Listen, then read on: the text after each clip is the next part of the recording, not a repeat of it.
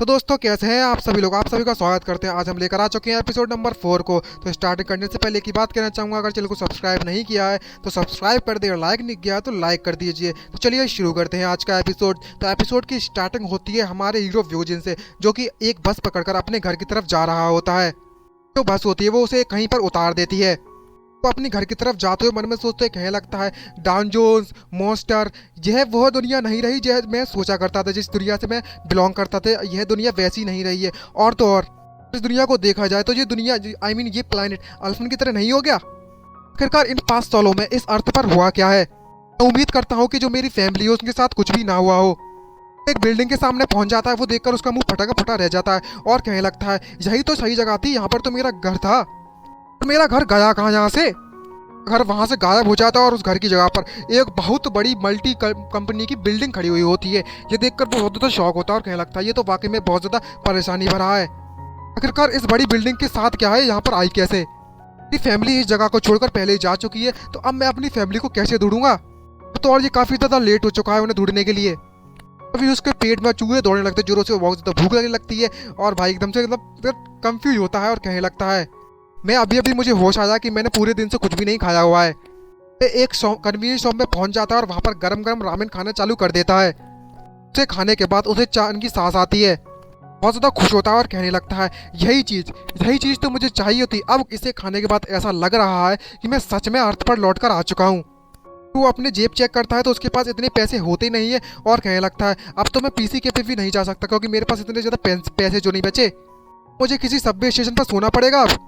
लेकिन आज की दुनिया में जो सबवे स्टेशन है वो मॉन्स्टर के लिए जन्नत से कम नहीं है।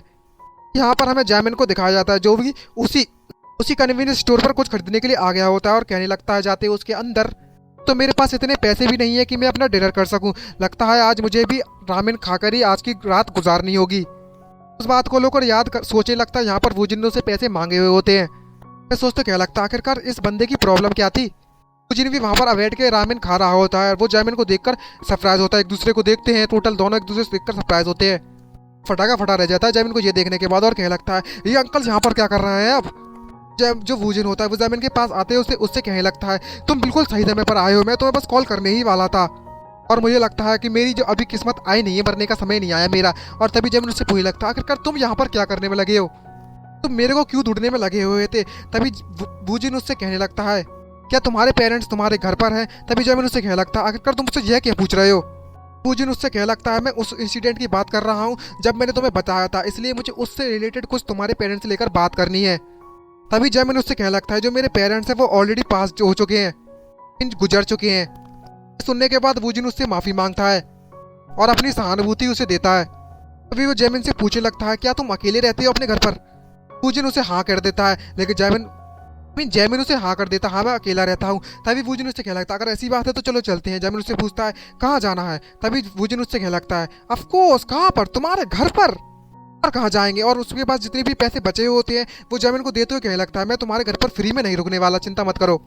कि जेब में जितने भी चिल्लर बचे हुए होते हैं वो सारे के सारे जैमिन को दे देता है। देखने के बाद जैमिन एकदम से सरप्राइज होता है और घबराने लगता है और कहने लगता है, वह पैसे नहीं है जो तुमने अभी मुझसे लिए थे। तभी अचानक से जो वूजिन होता है वो अपनी मिडिल फिंगर मारता है, जिसके कारण वहाँ पर प्रेशर जनरेट होता है एयर का और उसके बगल से बहुत ज़्यादा स्पीड में कुछ निकलता है। ये देखकर जैमिन घबराने लगता है और डर जाता है।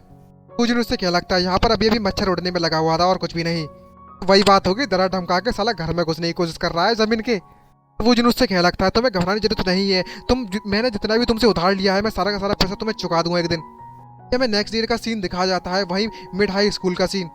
पर जो वूजिन है वो अपने टीचर के ऑफिस में आ चुका है। टीचर ये देखकर बहुत से सरप्राइज होते हैं, कहने लगते हैं, वूजिन तुम जिंदा थे अभी तक। वूजिन टीचर के पास आता है और उससे कहने लगता है, टीचर काफी समय बाद मिले हैं हम लोग। फिर वो आपस में बैठकर बातें करने लगते हैं। वूजिन उससे कहने लगता है, बिल्कुल ठीक हूँ। तभी टीचर उससे पूछता है, आखिरकार तुम इतने समय तक थे कहाँ पर। तुम 5 साल पहले अचानक से गायब हो गए थे और तुम्हारे गायब होने के बाद हम सभी लोग तो यही सोच रहे थे तुम मारे जा चुके हो। वूजिन उससे कहने लगता है, मैं कम से कम वहाँ पर सच में मारा जा चुका था। तभी टीचर से पूछ लगता है, हे टीचर, मेरे कुछ कारण थे इसलिए मैं वापस नहीं आ पा रहा था, लेकिन मैं यहाँ पर कुछ अपने स्टूडेंट रिकॉर्ड को चेक करने के लिए आया हुआ हूँ, क्या मैं ये चेक कर सकता हूँ। हमें नेक्स्ट सीन शिफ्ट होता है, वहाँ पर जैमिन की क्लास में जैमिन से एक लड़की बात कर रही होती है। जिन पुलिस ने जैमिन को पीटा हुआ होता है वो सभी की सभी जैमिन को घूरने में लगे हुए हैं, उसका वह लीडर। तभी वह लीडर उसके पास आता है और उस लड़की को धक्का मारते उससे कहने लगता है मेरे रास्ते से हट जाओ तुम। फूजिन के मतलब आई मीन जैमिन के गले पर हाथ रखता है और उससे कहने लगता है हे तुम कल काफी ज्यादा लकी थे तो तुम बच गए थे, एक अजनबी बंदी ने तुम्हें बचा लिया था उस समय, लेकिन अब तुम्हें कौन बचाएगा। जो हमने कल छोड़ा था उसे कंटिन्यू करना चाहिए, सही कहा ना मैंने। क्या जैमिन सही कहा ना कि नहीं कहा। तभी जैमिन उससे कहने लगता है मैंने तुम्हें सुन लिया है, तो यहाँ पर और ज्यादा भब्बर नहीं करना चाहता मैं क्लास में, तुम अपनी सीट पर जाकर बैठ जाओ तो बेटर रहेगा। ये सुनने के बाद उस बुली को बहुत ज्यादा गुस्सा आने लगती है और कहने लगता है क्या मैं यहाँ पर बब्बर मचाने में लगा हूँ, तुम कमीने भाषण कहीं के। वह बुली जैमिन की बात नहीं मानता और सीधे उसके बाल पकड़ उसे खींचना चालू कर देता है और उससे कहने लगता है तुम्हें समझ में आया तुम किस तरीके की सिचुएशन में फंसे हो इस समय। और वो सभी के सभी उसे परेशान कर ही रहे होते हैं, तभी अचानक से किसी की आवाज आती है और वो कह रहा होता है तुम वहीं के वहीं रुक जाओ अभी के अभी। देखकर सभी के सभी एकदम से शॉक होते हैं। यहाँ पर वूजिन आ चुका है और कहने लगता है बिल्कुल सही समय पर आ रहा हूँ मैं यहाँ पर। देखने के बाद जितने भी जो बुली का लीडर होता है वो कहने लगता है तुम तो वही क्रेजी बंदे हो ना कल वाले। उसे देखकर बहुत ज्यादा घबराने लगता है। तभी वूजिन उसको देखकर कहने लगता है स्माइल मारता है डरावनी से और कहने लगता है जरा देखो तो इन डिलिक्वेंट्स को, अपने आप को फॉलो करने के लिए कहने लगता है। और तभी वह सभी के सभी लोग स्कूल की छत पर पहुंच जाते हैं और जितने भी लोग होते हैं वो कहने लगता है आखिरकार ये बंदा है कौन और यहाँ पर हम सभी को क्यों बुलाया हुआ है। तो एक बंदा कहने लगता है मैंने सुना है कि ये जो बंदा है वो हमारे स्कूल में पहले पढ़ा करता था और अभी की सिचुएशन को देखकर तो ऐसा लगता है कि ये बंदा सूजक और उसकी पूरी की पूरी गैंग से फाइट करने जा रहा है। तभी दूसरा बंदा कहने लगता है क्या अकेले इन पूरी की पूरी गैंग से फाइट करने वाला है, ये तो वाकई में बहुत ज्यादा एकदम का पगला गया है ये बंदा, और कुछ नहीं पगला गया, पूरा टोटली दिमाग खराब हो गया इसका। नेक्स्ट सीन में हमें दिखाया जाता है वो बुली और वूजिन फाइट कर रहे होते हैं, लेकिन जो बुली होता है वो अटैक किए जा रहा होता है और वूजिन पे घंटा फर्क नहीं पड़ता और वूजिन सारे सारे अटैक को बिना किसी परेशानी के डॉज करने लगता है। तभी बुली उससे कहने लगता है हे कमीने कहेंगे तेरी हिम्मत कैसे हुई, जरा देखो सही इस चूजे को जो मेरे सारे के सारे अटैक को डॉज करने में लगा हुआ है। वूजिन को घंटा फर्क नहीं पड़ता आखिरकार ये क्या कर रहा है और इजिली डॉज कर रहा है बिना किसी परेशानी के। देखने के बाद कहने लगता है वूजिन इस तरीके के जो लोग हैं वो अल्फेन और अर्थ दोनों पर ही मौजूद रहते हैं, से लोग जो अपनी पावर में विश्वास रखते हैं और हर तरफ सिर्फ परेशानी ही परेशानी खड़ी करते हैं।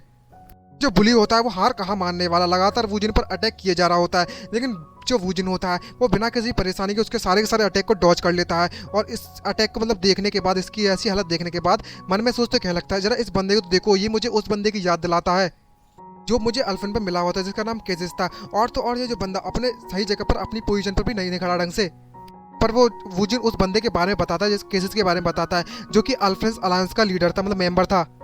मुझे नेक्रोमेंसर कहा करता, नेक्रोमेंसर ऑफ मस्केयर, तो और सोल सॉर्सर नाम से भी जाना जाता था, आत्मा चुराने वाला। और उसका पुराना दिखाया जाता है जमाना, मतलब उस दुनिया के बारे में। यहाँ पर वो कई लोगों को मॉन्स्टर को लाकर आपस में घेर दिया करता था। केसेस एक ऐसा बंदा है जिस बंदे ने मुझ पे इल्जाम लगाने की कमी नहीं छोड़ी, हर तरीके के नए नए आइडिया लगाकर मुझ पर इल्जाम लगाया करता था। वह अपनी अलायंस के साथ मेरी टेरिटरी में यानी कि मेरे इलाके में हमला करने के लिए आ जाया करता था हर बार।